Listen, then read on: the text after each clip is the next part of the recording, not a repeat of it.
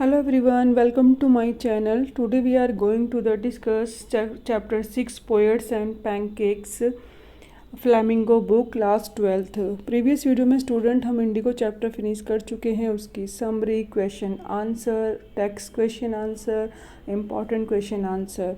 और अगर आपको कोई डाउट है तो कमेंट सेक्शन में जाके पूछ सकते हैं। आप ऐप डाउनलोड कर सकते हैं नॉलेज हब, वहाँ पे आपको कोर्स अवेलेबल होगा, टेस्ट सीरीज़ होंगी, एसएसटी है और इंग्लिश की सीरीज़ हैं, अदर सब्जेक्ट्स हैं। और ऑल्सो आप टेलीग्राम भी ज्वाइन कर सकते हैं जहाँ पे आपको सभी नोट्स अवेलेबल हैं। और इससे रिलेटेड कोई और भी आपको कोई क्वेरी है तो कमेंट सेक्शन में आप ड्रॉप कर सकते हैं अपना मैसेज, जिसका आंसर आपको एट वंस मिलेगा। और जो भी आपके स्टडी से रिलेटेड इम्पॉर्टेंट थिंग्स होंगी वो आपको ज़रूर पता चलेंगी। सबसे पहले हम देखेंगे इसका जो बोला है, मेन जो हेडिंग इसमें ऑथर ने ली है उसका मीनिंग क्या है। Poets and pancakes. Poets means क्या है, पोएट इसके अंदर इसलिए बोला गया है कि जो राइटर्स और पोएम्स लिखते हैं, ठीक है, तो वो इस स्टूडियो में होंगे। जिमनी स्टूडियो जो यहाँ पे बात की गई है, जहाँ पे क्या होता था, फिल्म प्रोड्यूस करने वाला एक स्टूडियो है। वहाँ पे ये सारा का सारा जो सेटअप था, वहाँ पे पोएट्स जो था और राइटर जो थे वो आया करते थे। और पैनकेक्स का मतलब है कि ये एक क्या है, मेकअप मटेरियल है। इसीलिए इसका नाम जो ऑथर ने, जो अशोका मित्रन है, उन्होंने इसका नाम पोएट्स एंड पैनकेक्स लिखा है। जो ये आपको स्टोरी है, पूरी स्टोरी ये 2 वर्ड्स हैं जिसके अराउंड ऑफ आपको स्टोरी घूमते हुए नज़र आएगी। सबसे इम्पॉर्टेंट जो वर्ड्स है वो है पैनकेक्स। और किस तरीके से इसमें ऑथर हैं सो इसको हाईलाइट करते हैं और हमें समझाने की कोशिश करते हैं कि जो फिल्म है या उससे रिलेटेड उसके बैकग्राउंड में जो ये फ़िल्म बनाने वाले जितने भी पर्सन होते हैं उनके कितना इम्पॉर्टेंट रोल होता है। और उनकी जो लाइफ का मतलब एक सिचुएशन बताने की इसमें कोशिश की गई है। तो यहाँ पे बोला है जो ऑथर हैं अशोका मित्रन है। अशोका मित्रन अ तमिल राइटर, वो क्या है, तमिल राइटर हैं। Recounts his years at Gemini Studios in his book my years with boss, which talks of the influence of movies on every aspects of life in India. Ashoka Mitra जो 1930 में उनका बॉर्न हुआ है, जन्म हुआ, वो तमिल राइटर्स थे। उन्होंने अपने ही एक्सपीरियंस को बताते हुए बोला है, जो कि जिमनी स्टूडियो में वर्क करते थे।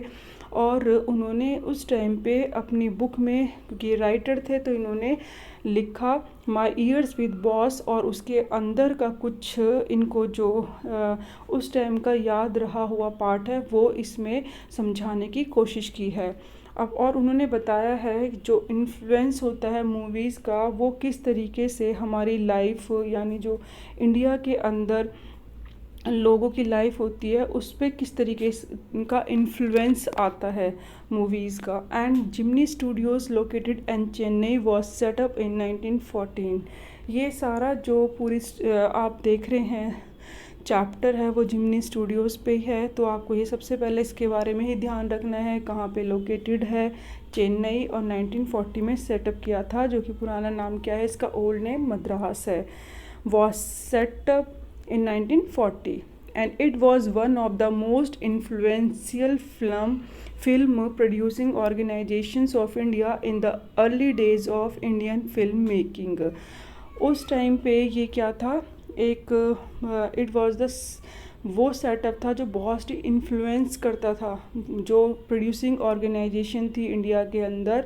तो इंडिया फिल्म मेकिंग का जो अर्ली टाइम था, ठीक है, उसको बहुत ही ज़्यादा ये इन्फ्लुएंस करने वालों में से एक ऐसा ऑर्गेनाइजेशन थी, प्रोड्यूसिंग ऑर्गेनाइजेशन थी। इट्स फाउंडर वाज एस वॉसन, जिन्होंने जिमनी स्टूडियो को स्टार्ट करा, जिन्होंने इस ऑर्गेनाइजेशन को स्टार्ट करा, जिसका इन्फ्लुएंस बहुत ज़्यादा था उन दिनों में इंडियन फिल्म मेकिंग में। एस वॉसन, इस फिल्म में इनको मोस्टली बॉस कहकर बुलाया गया है। तो जहाँ पे भी आपको इस तरीके का नेम दिखाई दे या सुनाई दे तो इट मीन्स क्या है, वो यहाँ पे बात हुई है कि फाउंडर कौन है जिमनी स्टूडियो के।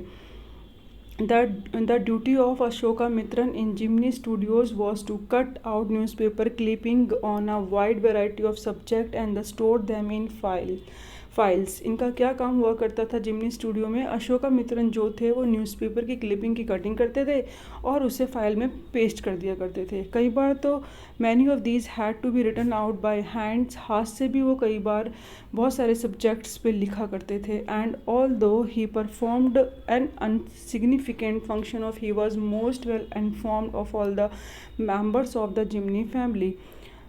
तो उनका हम माना जाए या कि देखा जाए तो एक बहुत ही कोई ज़्यादा अच्छा इम्पॉर्टेंट रोल नहीं था, कोई इम्पॉर्टेंट वर्क नहीं था जिमनी स्टूडियो में, बट उनके पास बहुत ज़्यादा इन्फॉर्मेशन नॉलेजेबल पर्सन थे क्योंकि न्यूज़पेपर कटिंग करते थे, उनको हर फील्ड की नॉलेज रहती थी। And of all the members of Gemini family, Gemini जो फैमिली है उसके अंदर सबसे ज़्यादा इन्फॉर्मेशन किसके पास होती थी? अशोका मित्रन के पास, क्योंकि वो न्यूज़पेपर की कटिंग किया करते थे, क्लिपिंग की। And the following is an excerpt from his book my years with boss. और जो ये आज आप चैप्टर पढ़ रहे हैं तो ये कहाँ से लिया गया है? ये लिया है ऑथर ने उनकी जो खुद की बुक है माई ईयर्स विद बॉस, उसमें से एक छोटा सा एग्जैक्ट लिया है। एग्जैक्ट मीन्स क्या होता है? स्मॉल पार्ट, एक छोटा सा पार्ट लिया है। अब हम यहाँ से स्टार्ट करते हैं स्टूडेंट की चैप्टर अकॉर्डिंग टू जो स्टार्टिंग है वहाँ से हम स्टार्ट करते हैं कि एक्चुअली वो क्या कहना चाहता है। पैनकेक, सब कुछ यहाँ पैनकेक के ऊपर है। पैनकेक मीन्स द मेकअप है, brand name of the makeup. Material that Gemini studio bought in a truck loads, यानी जो ब्रांड है उस टाइम पे बहुत बड़ा ब्रांड था जिसका नाम था पैनकेक, और मेकअप का ये लिए यूज़ किया जाता था। जिमनी स्टूडियो में आता था, जिमनी स्टूडियो में ट्रक लोड होकर आता था। Truck load means the number of quantity में बहुत ज़्यादा था, इतना ज़्यादा यूज़ होता था कि उसको ट्रक में लेके आना पड़ता था। And Greta Garbo must have use it, ये एक्ट्रेस का नाम है कि जो उस टाइम पे इस मेकअप को यूज़ किया करती थी। And miss Gohar must have use it, and Vijaya and Vajanti Mala even heard of it. The makeup of department of the Jimny studio was in the upstairs of a building that was believed to have the Robert Clive stables. जो stable क्या होते हैं? जो कि घोड़े का स्तबल होता है। यहाँ पे बोला है बट रति अग्निहोत्री में note have even a herd of it, यानी जो यहाँ पे एक्ट्रेस का नेम दिया गया है कि जो पुराने टाइम की हीरोइन थी उन्होंने तो इन मेकअप को यूज़ किया और उनके बारे में सुन रखा था, ग्रेटा गर्बो ने, गौहर ने या फिर वैजंती माला ने, बट रति अग्निहोत्री में note have even heard of it, वो नई हीरोइन थी तो उन्होंने इस मेकअप के बारे में नहीं सुना था क्योंकि ये पहले यूज़ हुआ करता था और अब नहीं होता है। The makeup department of the Gemini studio was in upstair, बिल्कुल जो मेकअप डिपार्टमेंट था जिमनी स्टूडियो में स्टेयर्स के ऊपर था, अपस्टेयर ऑफ अ बिल्डिंग के ऊपर था। That we believed to have been Robert Clive stable, जो रॉबर्ट क्लाइव कौन थे? वो ही was the first governor of the Bengal presidency and after that he settle in the Chennai.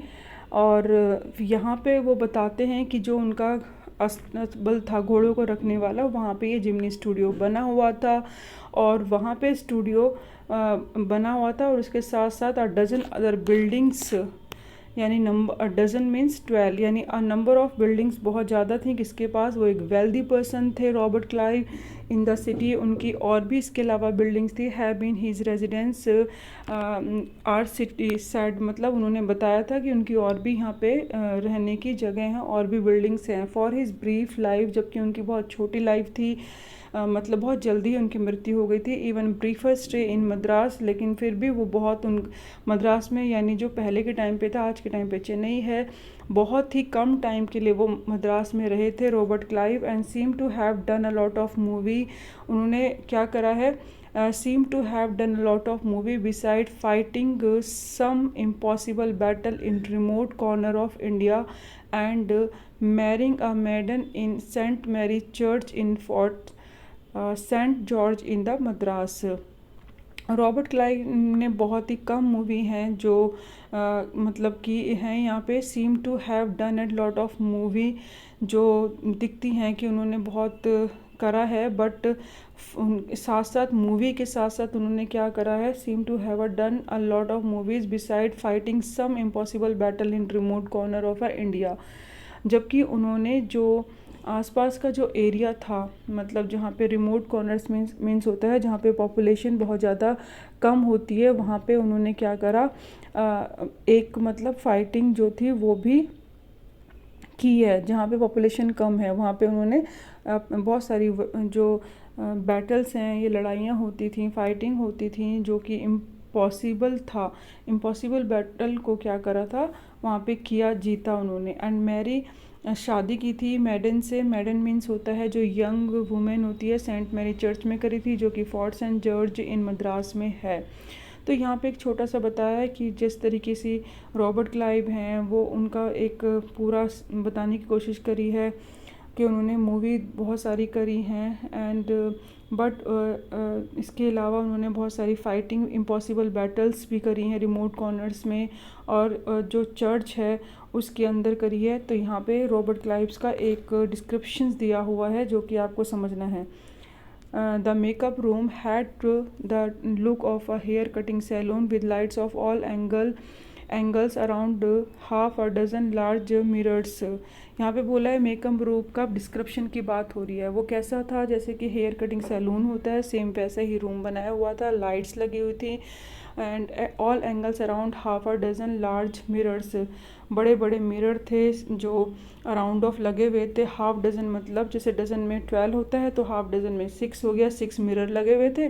They were all incandescent. Incandescent means होता है एमिटिंग लाइट, यानी बहुत ज़्यादा हीटिंग की वजह से वो क्या होता है, कोई चीज़ as a result being of a heated burning, तो जो लाइट है वो बर्न होती है, वो दिखाई देती है।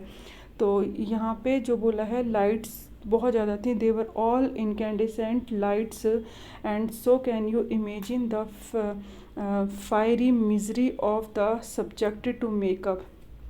फायरी मीन्स होता है बहुत ज़्यादा रेड हॉट, और मिजरी मीन्स होता है डिस्कम्फर्ट।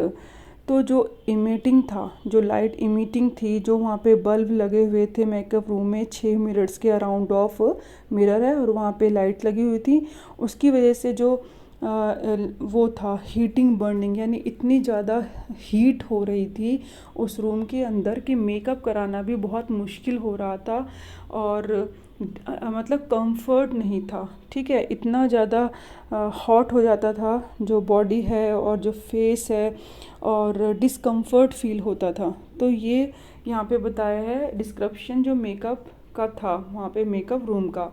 दो सब्जेक्टेड टू द मेकअप, और जो मेकअप कराते थे वो थोड़े से क्या हो जाते थे, फायरी मिजरी होते थे, डिस्कम्फर्ट, और बहुत ज़्यादा वो उनका फेस रेड हो जाता था हीट की वजह से। Makeup department was first headed by the Bengali who became too big for a studio and left. Starting में जो मेकअप डिपार्टमेंट का हेड था वो बंगाली था, लेकिन वो बहुत ज़्यादा मतलब एक अच्छी पोजीशन पे आने के बाद उसको लगा कि ये स्टूडियो मेरे लेवल के अकॉर्डिंग नहीं है, तो उसने वो स्टूडियो छोड़ दिया। He was succeeded by a Maharashtrian who was assisted by Dharwar Kannadiga. तो यहाँ पे बोला है कि उसके बाद जो वहाँ स्टूडियो में आए थे एज अ हेड महाराष्ट्रियन आए थे, और उनको फिर किसने उनको असिस्ट करा, जैसे धरबर ने, उसके बाद जो कि आंध्रा के थे, और फिर Madras Indian Christian and Anglo Burmese and the usual local Tamils. तो ये सब इन सब ने असिस्ट करा, और all this shows that there was a great deal of national integration long before AIR। यहाँ पे एक इंटीग्रेशन देखने को मिल रही है। इंटीग्रेशन मीन्स होता है स्टूडेंट्स, जब हम डिफरेंट प्लेस से बिलोंग करते हैं but working together, that means people of different caste living and working together at a same place. जब हम सेम प्लेस पे काम कर रहे हैं, और ऐसा जबकि उस टाइम पे AIR जो कि वहाँ पे इंडियन रेडियो था उस टाइम पे, वहाँ पे भी ये स्टार्ट नहीं हुआ था। तो ऑल इंडिया रेडियो का पे जो कॉन्सेप्ट था वो नहीं था, और उस टाइम पे सभी कास्ट के लोग एक जगह काम करते थे, तो इंटीग्रेशंस अपने आप ही वहाँ पे स्टार्ट हो गया था। इंटीग्रेशन यानी जब हम भूल जाते हैं कि हम कहाँ से बिलोंग करते हैं, किस कास्ट से बिलोंग करते हैं, और एक मिलकर होके हम काम करते हैं। तो ये एक नेशनल डील थी इंटीग्रेशन को बढ़ावा देने के लिए, नेशनल इंटीग्रेशन को। Doordarshan began broadcasting programme on national integration, AIR यानी एयर इंडिया रेडियो में और दूरदर्शन पे भी अभी ये ब्रॉडकास्टिंग नहीं हुई थी ऐसे प्रोग्राम की जिसके अंदर नेशनल इंटीग्रेशन के बारे में बताया जाए। This gang of nationally integrated makeup man could turn any decent looking person into a hideous crimson hued monster with the help of truckload of pancake and a number of other locally made potions and lotion। hideous means क्या होता है? hideous means होता है extremely ugly। Makeup इतना ज़्यादा कर देते थे कि उससे क्या हो जाता, लुक बहुत अगली हो जाता था। क्रिम्सन मीन्स होता है डीप कलर लगाना। पोशन यानी एक लिक्विड मिक्सचर लगाना। तो जो ये लोशन और जो ये लगाते थे, लिक्विड चीज़ें लगाते थे, यानी जो पैनकेक को बनाते थे, इससे इतना ज़्यादा लुक बहुत अगली हो जाता था। और डिसेंट लुक पर्सन भी वो कैसे हो जाता था, वो huge monster with the help of truck loaded of pancake, जो ट्रक में लोड होकर भर भर के मेकअप आता था, उसकी वजह से चाहे कितना भी अच्छा लुक होता था वो भी मॉन्स्टर दिखाई देता था, बहुत ज़्यादा डेंजर दिखाई देता था। ठीक है, क्योंकि क्या है, जो यहाँ पे बताया गया है कि जो डीप कलर था, बहुत ज़्यादा डीप कलर का मेकअप किया जाता था भर भर के, ताकि वहाँ पे जो फेस है बिल्कुल कवर हो जाए लोशन से। And were the days of mainly indoor shooting, और उस टाइम पे तो ज़्यादा इंडोर शूटिंग ही होती थी। कंट्री के बाहर तो बहुत ही मुश्किल से ही रेयर कोई शूटिंग के लिए जाता था। I suppose the set the India and studio lights needed the girls and boys, यानी एक्टर और एक्ट्रेस और एक्टर, यानी उस टाइम पे हीरो हीरोइन जो होते थे, तो we made a look ugly in order to look presentable in the movie. यहाँ पे आई मीन्स जो अशोकामित्रन ऑथर हैं वो बताने की कोशिश कर रहे हैं अपना एक्सपीरियंस, और वो कहते हैं कि मुझे लगता है वहाँ पे जो मेकअप उनका होता था प्रेजेंटेबल मूवी में बनाने के लिए किया जाता था, बट लुक उनका इतना अगली कर दिया जाता था, इतना ज़्यादा मेकअप बॉय जो थे मेकअप करते थे, उनसे ये जो पैनकेक यूज़ किया जाता है उसकी वजह से और भी ज़्यादा वो अगली होते थे। अब जो ये यहाँ पे एक हायरार्की बताई गई है कि जो मेकअप करने का एक सिस्टम था, मेकअप कैसे स्टूडियो में किया जाता था। आ स्ट्रिक्ट हायरार्की मीन्स क्या होता है, एक ऐसा सिस्टम होता है जिसमें member of organisation are rank according to their authority, मतलब उनको ऊपर फिर सबसे टॉप, फिर टॉप टू बॉटम, ठीक है, इस तरीके से डाइल्यूट हुआ करता था वर्क, कि भाई सबसे पहले कौन करेगा, chief makeup man made the chief actor. जो सबसे हेड पे सबसे ऊपर होता था वो क्या करता था, मेकअप मैन, जो अगर मेकअप मैन सबसे ऊपर है तो वो सबसे ऊपर वाले टॉप लेवल के एक्टर और एक्ट्रेसेस का करेगा मेकअप, यानी अगली बनाएगा। यहाँ पे एक बहुत ज़्यादा सरकास्टिक व्यू में बोला गया है कि मेकअप करना यानी उनको अगली बनाना, बदसूरत बनाना। He senior assistant the second hero and heroine, और जो उसके नीचे आते थे, हायरार्की यानी पहले टॉप, फिर उसके नीचे कितने हैं, फिर उसके नीचे कितने हैं, first rank, second rank, third rank, and फिर फोर्थ रैंक में कौन है और फिफ्थ रैंक में कौन है, ऐसे। तो यहाँ पे अब ही सीनियर असिस्टेंट, अब जो सीनियर असिस्टेंट होते थे वो सेकंड हीरो हीरोइन का मेकअप किया करते थे, यानी टॉपर के नीचे। अब जूनियर असिस्टेंट जो होते थे, सीनियर के नीचे जो काम करते थे, वो मेन कॉमेडियन का मेकअप करते थे, एंड सो फोर्थ, इसी तरीके से ये चलता था। एंड द प्लेयर्स यानी जो एक्ट्रेस हैं जो कि प्ले कर रही हैं क्राउड में, जो क्राउड वाला प्ले हो, मतलब कोई सीन होता था, क्योंकि कई बार क्राउड की भी ज़रूरत पड़ती थी मूवीज़ में, तो उसकी मेकअप की रिस्पॉन्सिबिलिटी होती थी ऑफिस बॉय की।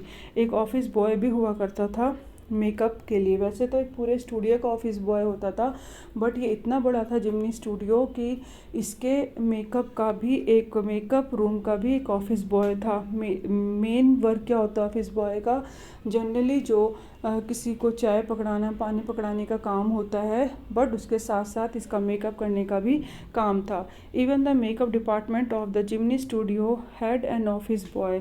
जिमनी स्टूडियो के पास भी एक ऑफिस बॉय है। On the days when there was a crowd shooting you could see him mixing his paint यानी makeup in a giant vessel. जिस दिन क्राउड वाला सीन हुआ करता था उस दिन देखने वाला सीन हुआ करता था ऑफिस बॉय का, क्योंकि वो किस तरीके से बड़े से एक बर्तन में मेकअप को मिक्स करता था and slapping it on the crowd players, और किस तरीके से क्राउड में जो सीन हुआ करता था, जो एक्ट्रेस हुआ करती थी या एक्टर, उन पे स्लैपिंग करके वो किस तरीके से मेकअप लगाता था। क्योंकि बहुत ज़्यादा क्वांटिटी में भीड़ होती थी, क्राउड होता था, उनका मेकअप करना था, तो एक बहुत बड़ा बर्तन लेता था, उसके अंदर पैनकेक को डालता था, मिक्सिंग करता था, उसको लोशन बनाता था और स्लैपिंग करके लगाता था, यानी जैसे पटक देना किसी के फेस पे और बस फटाफट से पट पट पट पट करके आवाज़ करके जैसे साउंड आता है, स्लैपिंग करना और लगा देना मेकअप बस फटाफट फटाफट से जल्दी से। The idea was to close every pore, तो क्योंकि जो फेस के जो पोर्स होते थे उसको बंद करना था, surface of the face in the process of applying makeup, इसीलिए ये जो मेकअप था वो अप्लाई किया जाता था कि फेस पे कोई भी पोर्स नहीं दिखाई देना चाहिए। He was an exactly a boy, he was in his early 40s। हम जिस बॉय की बात कर रहे हैं वो बॉय नहीं है, क्योंकि उसकी एज इसमें है 40s। बॉय इसलिए बोल रहे हैं कि ऑफिस बॉय रखा जाता था, तो लेकिन यहाँ पे जो ऑफिस बॉय है उसकी एज 40 है। And having entered the Studios years ago in the hope of becoming a star actor और टॉप स्क्रीन राइटर, डायरेक्टर और lyrics writer, he was a bit of a poet. लेकिन कुछ time जब 40 years पहले, मतलब जब भी ये एंटर करता है स्टूडियो में से, अपनी अर्ली स्टार्टिंग की बात बताता है, तो जब ये आया था टॉप राइटर बनने की इसके मन के अंदर इच्छा थी, इस एक्टर बनने की या डायरेक्टर बनने की या पोएट बनने की भी इसकी कहीं ना कहीं इच्छा थी, लेकिन ये क्या बन गया, एक ऑफिस बॉय बन के रह गया। तो यहाँ पे अपने बारे में ऑफिस बॉय का एक डिस्क्रिप्शन यहाँ पे अशोकामित्रन देते हैं कि जो ऑफिस बॉय है वो एक्चुअली में बॉय नहीं है, और वो किस तरीके को अपना यहाँ पे क्या करता है, डिपिक्ट करता है। तो अशोकामित्रन वहाँ पे ये बताते हैं, यहाँ ऑथर हैं जो इसके, किसका डिस्क्रिप्शन, जो कि बॉय है। In those days I worked in a cubicle. यहाँ पे अशोकामित्रन कहते हैं उन दिनों में मैं क्यूबिकल में काम करता था। क्यूबिकल मीन्स क्या होता है, a small close room. Small close room means जिसकी छोटा सा कोई रूम मिल जाता है उस टाइम पे। और फ्रेंच विंडो हुआ करती थी। फ्रेंच विंडो का मीन्स होता है जो दोनों तरफ से खुलती है बाहर की तरफ, और बाहर क्या होता है, एक पूरा गार्डन होता है। I didn't know that the time they were called French Windows, और उसको ये भी नहीं पता कि उस टाइम पे उसको फ्रेंच विंडो कहते थे। Seeing me sitting at my desk tearing up newspaper day in day out, most people thought I was doing next to nothing. Mostly मुझे कोई भी देख सकता था कि वहाँ पे मैं क्या काम करता था, पेपर की क्लिपिंग कटिंग करके पेस्ट करता था, बस यही मेरा काम था। तो बहुत सारे लोग तो ये सोचते ही थे कि इसका तो कुछ भी काम नहीं है, ये तो कुछ भी नहीं करता। It is like that the boss यानी यहाँ पे किसको बोला है, एस.एस. बॉसन को बोला है, और जिन्होंने जिमनी स्टूडियो की क्या करा था, फाउंडर थे जो। And who felt a should be given some occupation would barge. यहाँ पे बॉस भी उसके सबके जैसे ही सोचते थे कि ये कुछ नहीं करता है, बल्कि उनकी बहुत डिफ़िकल्ट जॉब थी, उनको बहुत कुछ फेस करना पड़ता था। And anyone who felt I should be given some occupation would barge into my cubicle and deliver an extended lecture.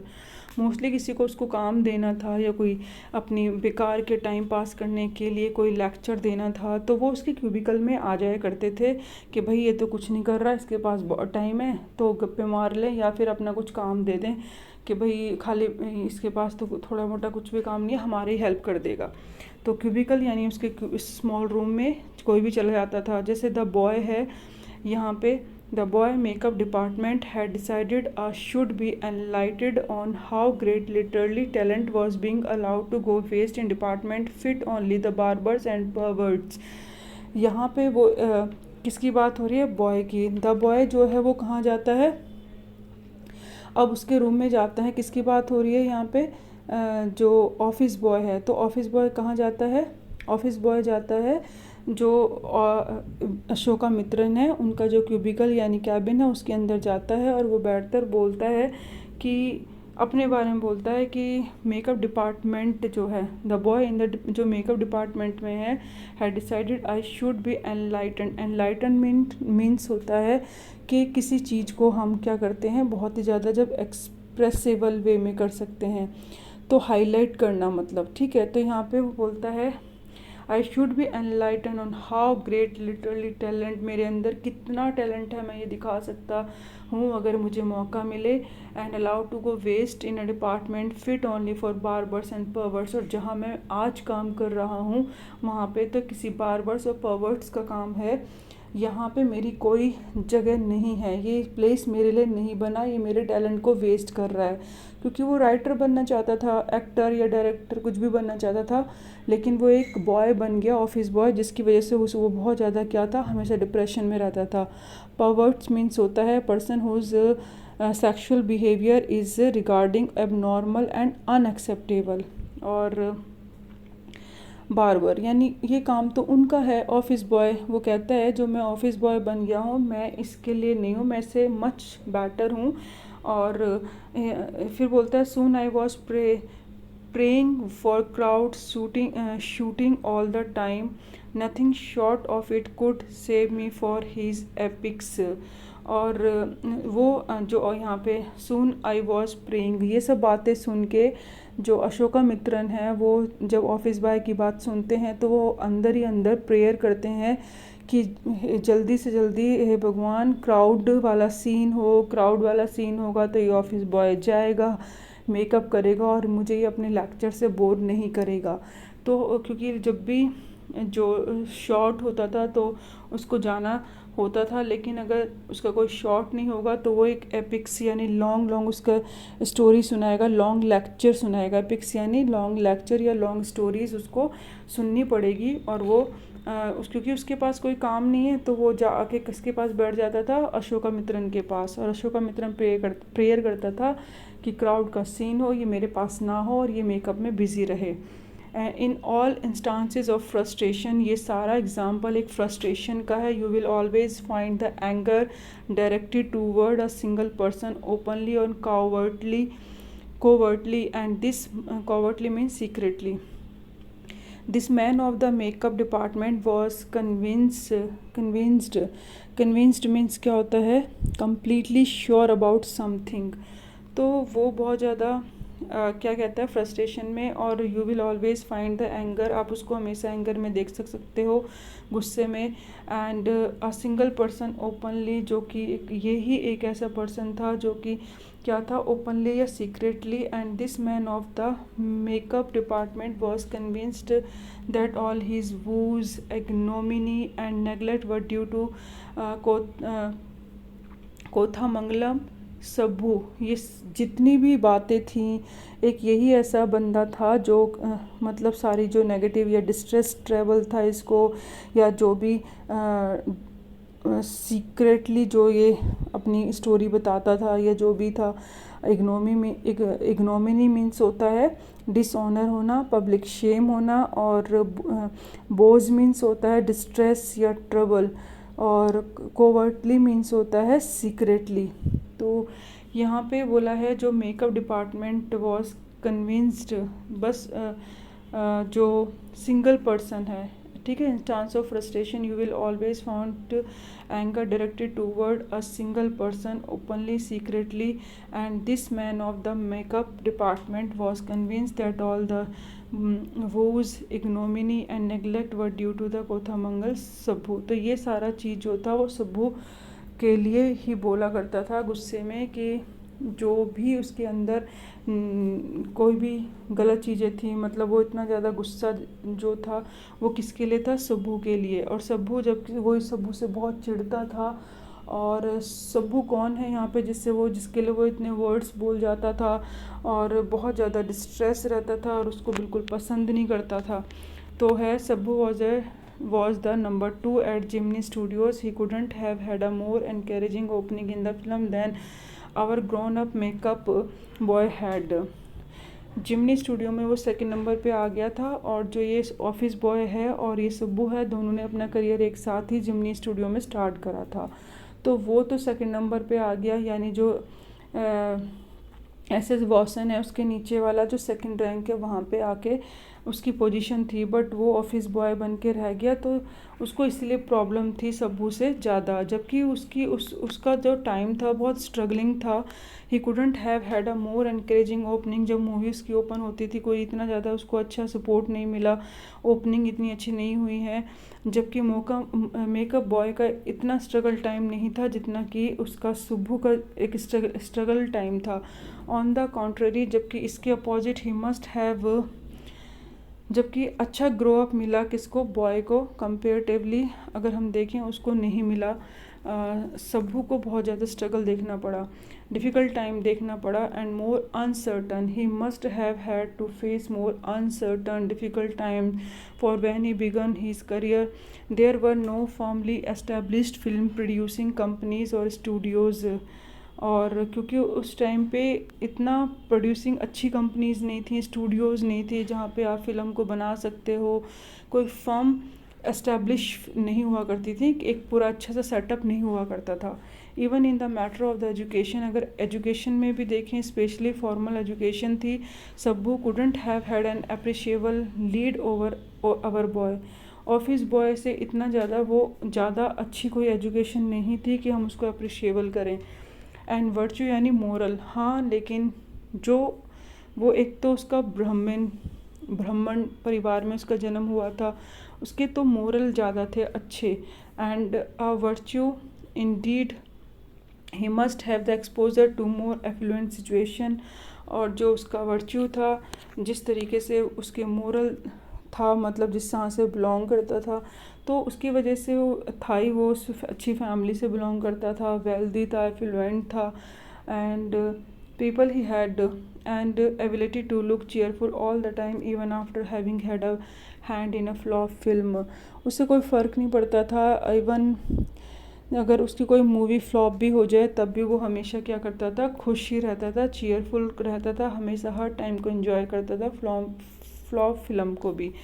तो यहाँ पे वही बताया गया किस तरीके से he must have the exposure to more affluent situation and people, यानी किस तरीके से उसने अपनी सिचुएशन थी, उसको एफ्लुएंट था, वेल्दी था, उसको उसने एंजॉय करा, लोगों के लिए भी बहुत हेल्पफुल था क्योंकि वो एफ्लुएंट था और अच्छी वेल्दी पोजीशन थी, तो कोई हमेशा दूसरों की हेल्प के लिए भी वो रेडी रहता था। यहाँ पे हमने स्टूडेंट फर्स्ट पार्ट करा है। We continue the next part next video, and thank you so much. Keep watching, keep learning.